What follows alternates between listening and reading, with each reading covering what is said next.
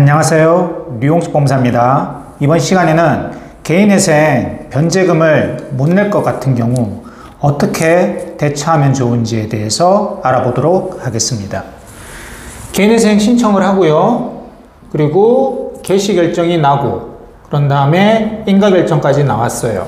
그래서 변제 계획안대로 매달 일정 금액을 36개월 동안 내기로 돼 있는데 매달 내다가 너무 부담이 돼서 앞으로 못 낼 것 같아요.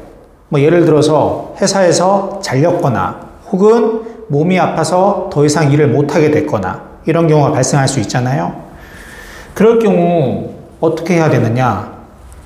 가장 안 좋은 게 일단 개인회생 변제금을 3개월 이상 못 내면 개인회생 폐지 결정이 나오거든요.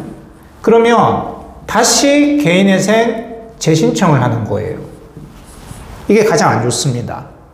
물론 내가 능력이 충분히 되는데 그런데 개인적으로 다른 데 돈을 쓰거나 해가지고 개인회생이 폐지가 됐다면 다시 개인회생 재신청 해야겠죠. 하지만 내가 원래 개인회생 신청을 할 때는 급여가 400 정도 됐는데 개인회생 인가결정 난 뒤에 변제금을 납부하다가 갑자기 급여가 100만 원으로 줄었다거나, 그러니까 몸이 아파서 더 이상 정규직 일을 못해서 알바밖에 못한다거나 혹은 전혀 일을 못하게 됐을 경우 억지로 개인회생 재신청하는 거는 정말 어리석은 일입니다.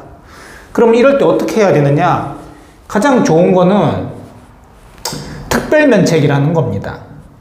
특별면책. 특별면책이라는 것은 특별하게 면책해 주는 거예요. 원래 개인회생에서 면책은 언제 되는 거예요? 변제 계획안대로 보통 36개월 동안 변제금을 잘 납부를 해야지 면책이 되는 거거든요. 그런데 그 36개월 동안 변제금을 다 안 내도 바로 면책시켜 주는 겁니다. 물론 요건은 까다롭습니다. 첫 번째 조건, 일단 내가 일을 못하게 돼야 돼요. 혹은 내가 도저히 지금 내는 돈을 부담하지 못할 정도의 사정이 있어야 돼요. 예를 들어서 내가 개인회생 처음 신청할 때는 나 혼자였는데 개인회생 신청하고 난 뒤에 아이들이 3, 4명 생겼다. 그러면 400만 원 가지고는 턱도 없잖아요. 그럴 경우. 그리고 두 번째 조건이 또 까다로워요. 청산가치 보장의 원칙을 충족해야 돼요. 즉 지금까지 내가 냈던 돈이 그 합계액이 내가 가지고 있는 재산보다는 많이 냈었어야 돼요. 그래야지 특별면책이 됩니다.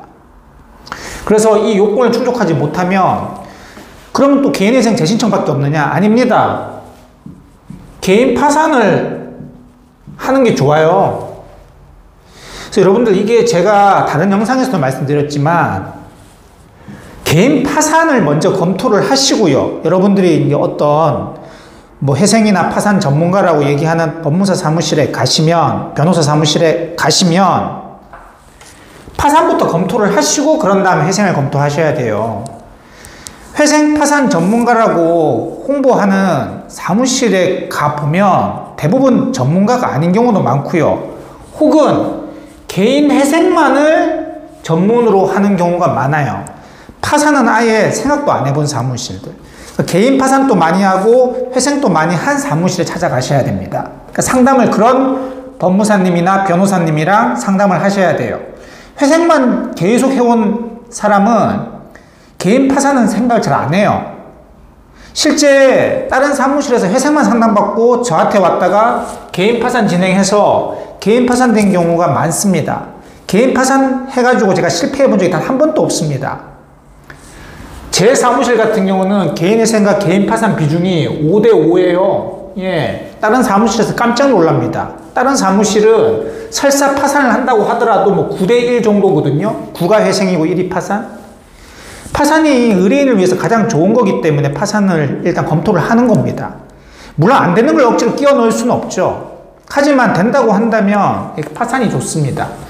이렇게 변제금을 못 내가지고 개인회생 폐지돼갖고 저한테 오신 분들 있잖아요. 그분들이 처음에는 개인회생 재신청해야 되겠죠?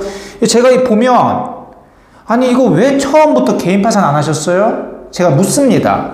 아니 그쪽 사무실에서 무조건 개인회생 하라 그래서 아니 처음부터 개인 파산 하셨으면 이렇게 변제금 부담도 없고 바로 면책됐을 텐데 안타깝네요 라고 제가 얘기를 합니다.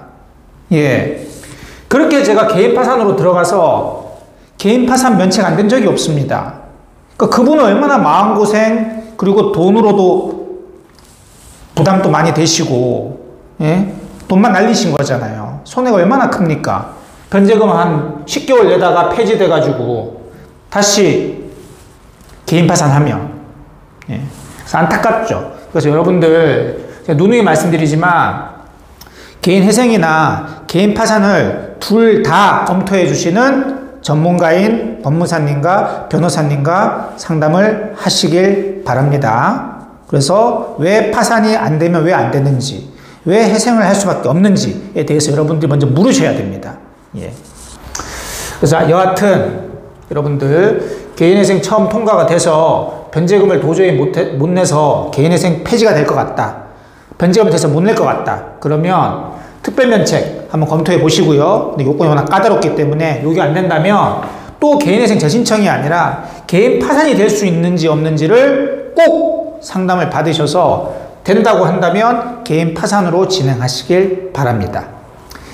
예, 지금까지 류홍석 법무사였습니다. 감사합니다.